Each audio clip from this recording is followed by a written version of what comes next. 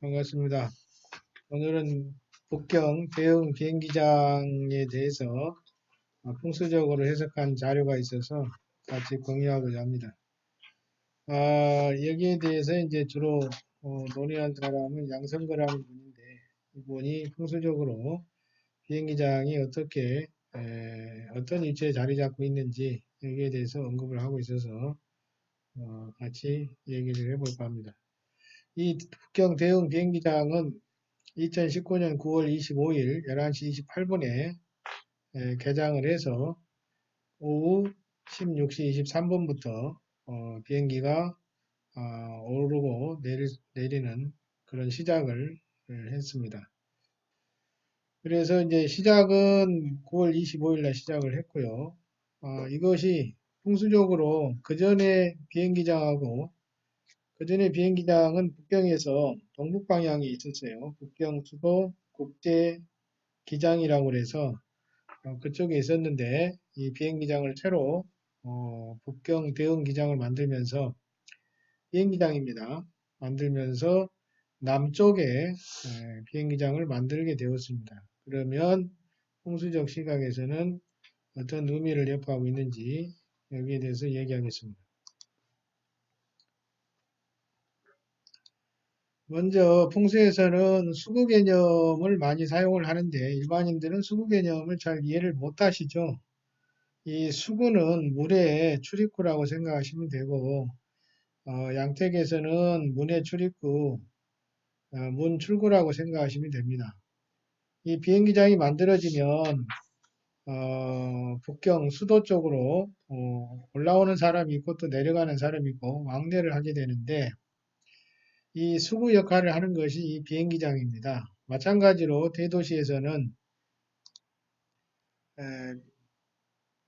비행기장뿐만이 아니고 지하철도 마찬가지로 그런 수구 역할을 한다고 보시면 되겠습니다. 풍수에서는 수구가 매우 중요한데 수구에 따라서 영업이 잘 되고 안 되고 하는 차이를 가져올 수도 있습니다. 그래서 매우 중요하게 취급하는데 여기에서는 수구의 작용을 왕기를 수납하고 세기를 소멸시키는 작용을 한다. 이렇게 얘기를 하고 있어요. 그래서 왕기를 발동하게 하기 위해서 이것을 방향을 선택해서 건물을 짓는다는 것이죠. 그래서 수구로 생각한다면 그전 수구는 동북 방향이 있었고요. 그래서 사진에서 보자면 그전에 이제 비행기장은 동북 방향이 있었습니다. 축간인 방향. 이쪽은 동방향인데 파룬에서는 파룬의 왕기가 소지하는 곳이죠. 여기에 수구를 만들었다는 얘기입니다. 그래서 풍수적으로는 수구를 귀하게 취급을 했고요. 또 비행기장은 공중을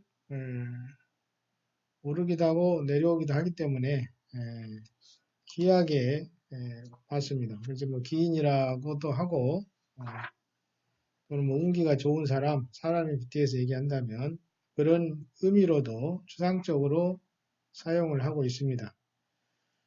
그래서 이제 이 비행기장을 하룬에는 동북 방향에 왕기가 있기 때문에 이 동북 방향에 비행기장을 만들어 사용을 했었는데 이 파룬이라고 하는 것은 2023년까지입니다. 2004년도부터 약 20년간 진행이 되는데 동북 방향에 왕기를 사용을 했고요. 이제 몇 년 뒤가 되면 2024년에 접어들면 비성 구운으로 천운에서 이제 진입이 됩니다. 그래서 구운에 진입하면 남방 왕기가 형성이 되는 거죠. 그래서 남쪽에 대응 기장을 만들었다는 것입니다. 그래서 북경성이 자자오양으로 되어 있습니다. 보통 자자오양을 많이 사용을 하죠. 그 자자오양의 축선을 그려보면 대응기장이 정남향 오방에 소재하고 있습니다. 오방. 그래서 오방향의 비행기장을 만들어서 구운에 대비하고 있다. 이렇게 보시면 될 것 같습니다. 구운. 그래서 정합해 보면 이 비행기장을 선택할 때 남쪽, 남방의 기운을 활용하기 위한 것이었습니다. 자, 그러면 동방과 남방을 사용한 것이 그 땅을 선택하는 기준점이 뭐였는가 보면 지운과 관련이 있습니다. 지운. 이 지운을 고려해서 이것을 선택을 했다 하는 것입니다. 그리고 이제 북경성은 그 사신이 구성되어 있습니다. 북경성이 자청룡, 우백호, 전주작, 후연무가 있는데 동서남북 네 방향에 구조물을 갖고 있습니다. 동쪽은 신목창이라고 되어 있고요. 그래서 나무가 있습니다. 동쪽은 청룡이고 목에 해당이 되기 때문에 농나무로 구성이 되어 있습니다. 서쪽은 대동종이 있습니다.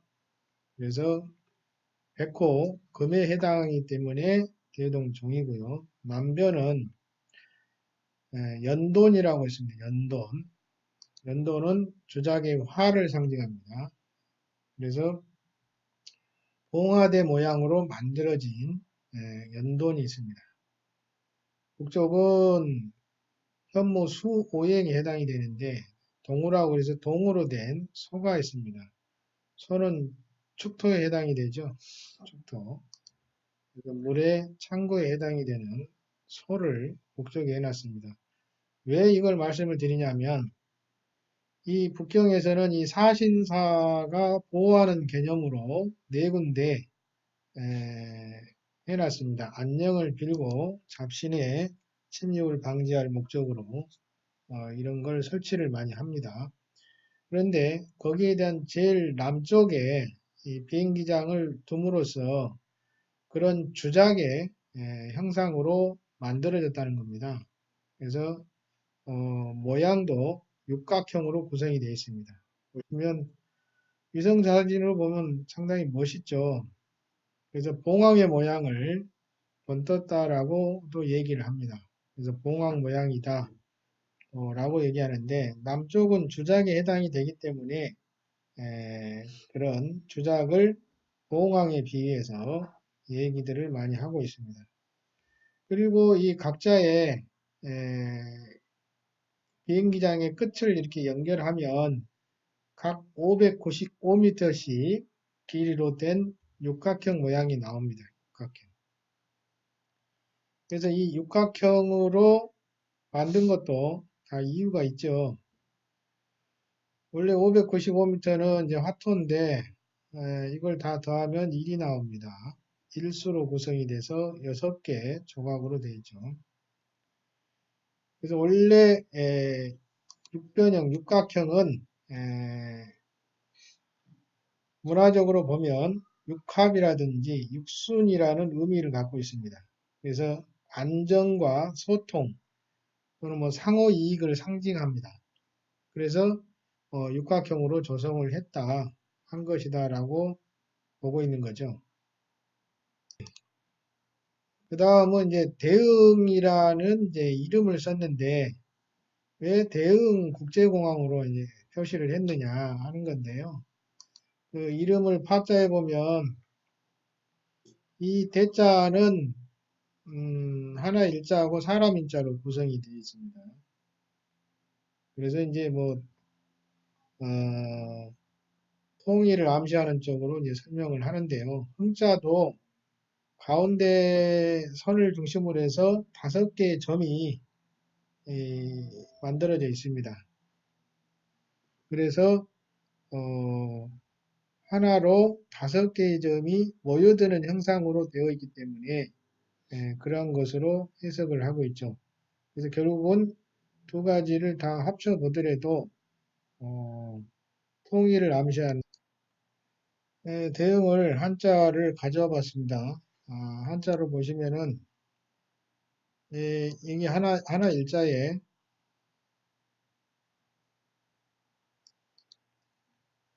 그 다음에 사람 인자가 들어가 있죠.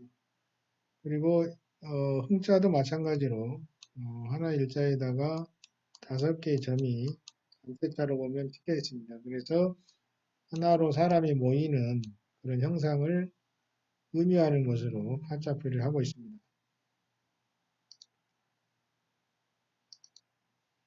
그래서 잠깐 이제 그 위성 사진으로 구글 지도를 한번 보시면은